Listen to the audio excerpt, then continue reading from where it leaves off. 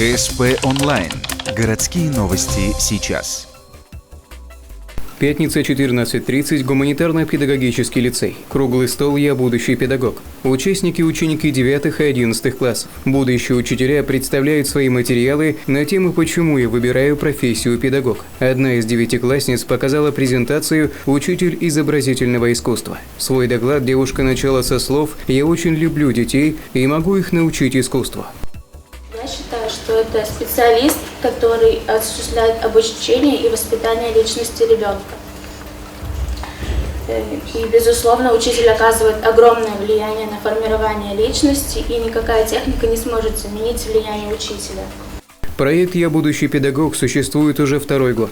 Все 11-классники, выпускники прошлого года, нашли свое место на поприще учитель. Кто-то выбрал профессию учитель начальных классов, а кто-то пошел глубже в психологию. Как говорит педагог-психолог, у каждого своя дорога. На элективные курсы в начале года приходит по 30 человек с 9 и 11 классов. К концу года остаются около 25, то есть самые стойкие и эмоционально сильные. 9 классам эти курсы помогли в выборе профиля дальнейшего обучения и в том числе способствовали популяризации именно педагогического профиля. Для 11-классников это был небольшой уже экскурс введения в педагогическую профессию.